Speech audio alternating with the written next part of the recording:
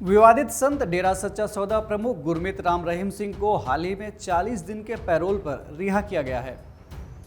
राम रहीम को अगस्त 2017 में पंचकूला में केंद्रीय अन्वेषण ब्यूरो यानी सीबीआई की एक विशेष अदालत ने दोषी ठहराया था, जिसके कारण वो हरियाणा के रोहतक की सुनारिया जेल में साध्वी यौन शोषण और पत्रकार रामचंद्र छत्रपति और रणजीत सिंह हत्याकांड में 20 साल की कैद की सजा काट रहा है।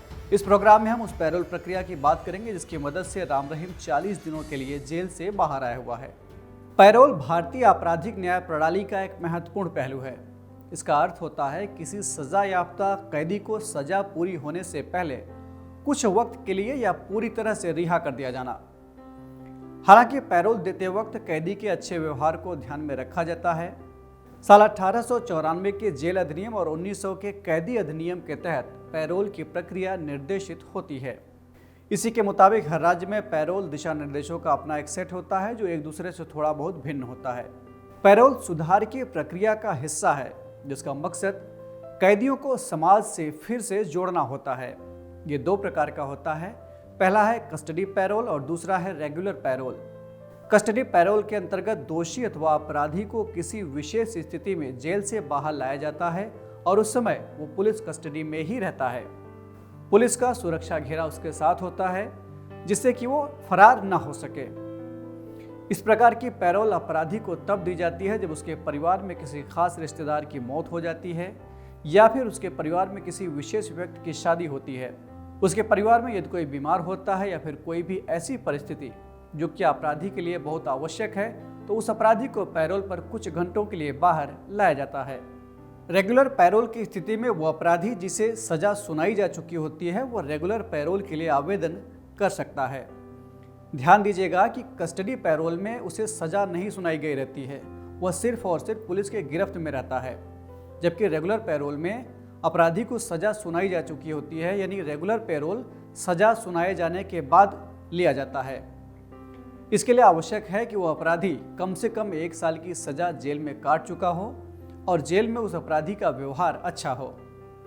इसके अलावा यदि वो पहले भी जमानत पर रिहा हो चुका है तो उसका ऐसा रिकॉर्ड होना चाहिए कि उस जमानत के दौरान अपराधी ने कोई अन्य अपराध न किया हो।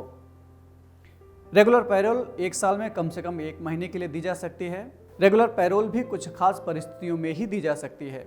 उदाहरण के तौर पर सजा याफ्ता के परिवार में कोई बीमार हो, किसी विशेष व्यक्ति का परिवार में विवाह हो या फिर किसी परिस्थिति में मकान की मरम्मत करानी बहुत ज़रूरी हो, यदि परिवार में किसी व्यक्ति की मृत्यु हो गई हो, यदि पत्नी गर्भवती हो और डिलीवरी होनी हो और घर में कोई और व्यक्ति देख रेख के लिए ना हो, और इसके अलावा किसी और प्रकार का ऐसा काम जिसे पूरा किया जाना अपराधी के लिए बहुत ज़रूरी हो, जैसे कि अपना वसीयत तय करना। इसके अलावा भी रेगुलर पैरोल मिलने के लिए कई कानूनी नियम एवं शर्तें होती हैं। राम रहीम को रेगुलर पैरोल पर ही छोड़ा गया है। कुछ ऐसी भी परिस्थितियां होती हैं जब पैरोल के आवेदन को अस्वीकार किया जा सकता है।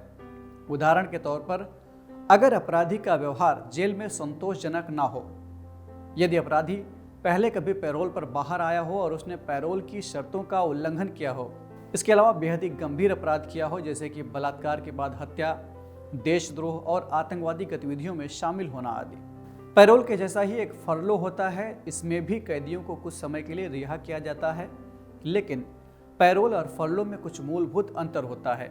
जैसे कि पैरोल किसी भी कैदी का अधिकार नहीं होता जबकि फरलो कैदी का अधिकार माना जाता है। पैरोल मिलने की कुछ उचित वजह होती है और रिहाई के बाद दोषी को तय वक्त में अधिकारियों के आगे हाजिरी लगानी होती है। वहीं फरलो लंबे वक्त के लिए सजा काट रहे कैदियों को एक तय समय में दी जाने वाली छुट्टी होती है। इसका मकसद लंबे वक्त तक सजा काटने से पड़ने वाले बुरे असर को दूर करना और सामाजिक रिश्ते को बनाए रखना होता है। फरलो को सजा में माफी के तौर भी देखा जाता है। तो ये थी बात पैरोल प्रक्रिया की, और अब बारी है आज के सवाल की। आपको कमेंट करके बताना है कि जेल, बॉम्बे, फरलो और पैरोल नियम 1959 क्या है।